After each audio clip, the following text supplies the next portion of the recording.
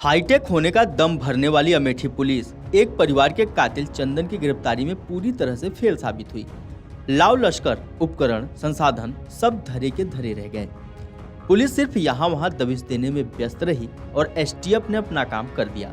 STF द्वारा चंदन की गिरफ्तारी होने के बाद अब पुलिस अपनी पीठ थपथपाती दिख रही है।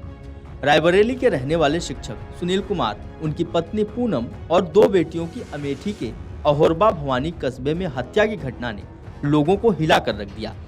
घटना के बाद कई तरह के कयास लगाए जाने लगे कि आखिर पूरे परिवार का सफाया करने वाले कौन और कितने लोग होंगे। कुछ देर बाद पता चला कि शिक्षक की पत्नी ने रायबरेली के ही रहने वाले चंदन के खिलाफ छेड़खानी का केस दर्ज कराया था। इसी को आधार मानकर पुलिस ने कार्रवाई शुरू की। कुछ घंटों बाद ही स्थिति स्पष्ट हो गई कि इस घटना में हत्यारोपी चंदन जरूर रहा होगा। देर रात मृतक शिक्षक के पिता ने चंदन के खिलाफ ही केस दर्ज कर दिया। ऐसी स्थितियां साफ होती गईं और पुलिस ने चंदन की तलाश शुरू की, लेकिन उसकी परछाई तक नहीं पहुंच पाई। सीसीटीवी फुटेज खंगाले गए। पुलिस ने चंदन की तलाश में पूरी ताकत झोंक दी, लेकिन कोई सफलता नहीं मिली।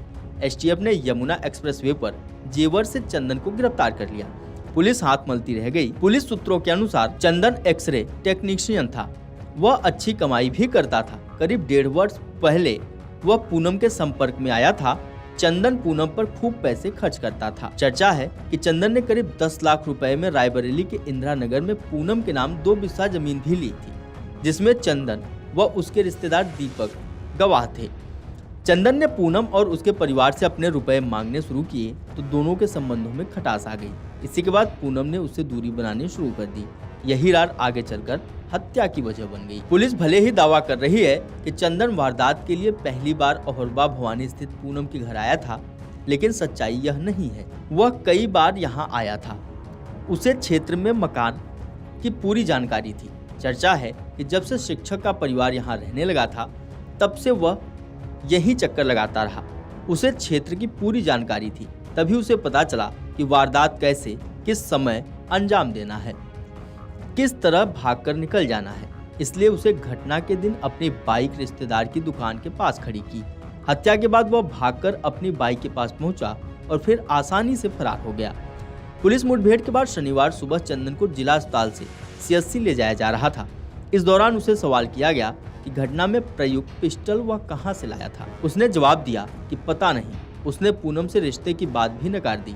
बच्चों की हत्या पर बोला, मुझसे गलती हो गई। आपको बता दें, शिक्षक परिवार की हत्या के लिए चंदन ने देसी पिस्टल का इस्तेमाल किया था। 2 मैगजीन भी प्रयोग की थी। चंदन ने 37,000 रुपए में पिस्टल खरीदी थी। सूत्रों के अनुसार चंदन ने अंबेडकर नगर से पिस्टल खरीदी थी। पुलिस असलाह सौदागरों के बारे में जानकारी जुटा रही है।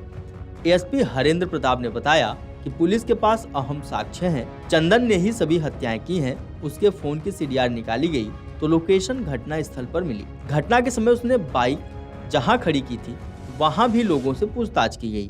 वारदात में जब चंदन का नाम प्रकाश में आया तो पुलिस ने फौरी तौर पर चंदन के परिजनों से संपर्क किया। चंदन के भाई से पूछा तो उसने बताया कि चंदन कहीं गया है।